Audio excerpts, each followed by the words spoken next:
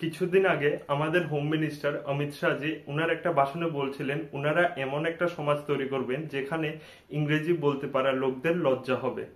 তো আমাদের এই ভাষণটা শোনার পর আমাদের দেশদ্রোহী কিছু মিডিয়া এখন চিৎকার করে গলা ফাটিয়ে ফাটিয়ে এটা বলবে যে বিজেপি এর আগে সমাজে ধর্মের আধারে, তারপর জাতিবাদের আধারে, এরপরে সেনাদের আধারে, তারপর সিন্দুর মঙ্গলসূত্র সবকিছুর আধারে ভোট চাইতো। এখন ওই যে আধারগুলো ছিল সেগুলোতে ভোট পাওয়ার সম্ভাবনা যেখানে কমে গেছে, ওরা এখন ভাষাকে ভাষার বিরুদ্ধে লড়িয়ে ভোট চাইছে আর ভোট পাওয়ার সম্ভাবনাকে বাড়িয়ে তোলার চেষ্টা করছে।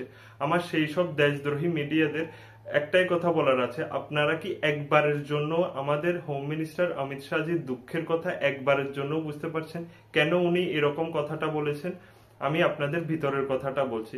আমরা সবাই জানি অমিত শাহজির একটা ছেলে আছে আর ওর ইংরেজি বলতে ঠিক করে পারে না বা ওর ইংরেজি প্রচন্ডই খারাপ।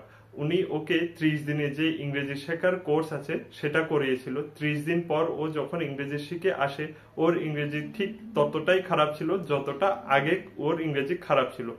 আপনারাই বলুন কোন বাবার দুঃখ বা কষ্ট হবে না বা রাগ হবে না যদি উনার টাকা নষ্ট হয়? তখন অমিত শাহজি ডিসিশন নেয় যে এই দেশে যারা ইংরেজি বলতে পারবে ওদের লজ্জা হবে, আর এর কারণে মা বাবার টাকাও বেঁচে যাবে আর 30 দিনে যে ইংরেজি শিক্ষার যে ভ্রম সেটাও মানুষের ভেতর থেকে বেরিয়ে যাবে যে 30 দিনে ইংরেজি শেখা যায় না।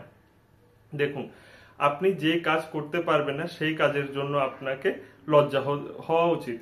আর 11 বছর ধরে যে নেতারা ইংরেজি শিখতে পারেননি উনারা এখন আমাদের বলছে যারা ইংরেজি বলতে পারবে ওদের লজ্জা হওয়া উচিত।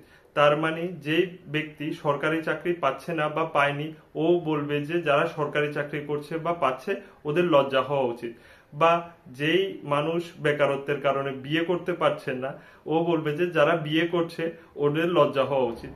11 বছর ধরে লাস্ট যে আমাদের যে ফাইন্যান্স মিনিস্টার নির্মলা সীতারামন বা অন্য কেউ হোক, ওরা সংসদে যখন বাজেট পেশ করেছেন সবগুলো বাজেটই ইংরেজিতে পেশ করা হয়েছে, একটা বাজেটও কোনোদিনও হিন্দিতে পেশ করা হয়নি। তার মানে আপনারা এটা বলছেন যে ইংরেজিতে বাজেট পেশ করা হয়েছে, নির্মলা সীতারামনজি এখন লজ্জায় সেই মুখ কোথায় লুকাবেন? কারণ উনি তো সবগুলো ইংরেজিতে বাজেট পেশ করেছেন। আমার সমস্যা এখানেই যে উনারা হচ্ছেন দেশের নেতা, উনারাই দেশকে চালান।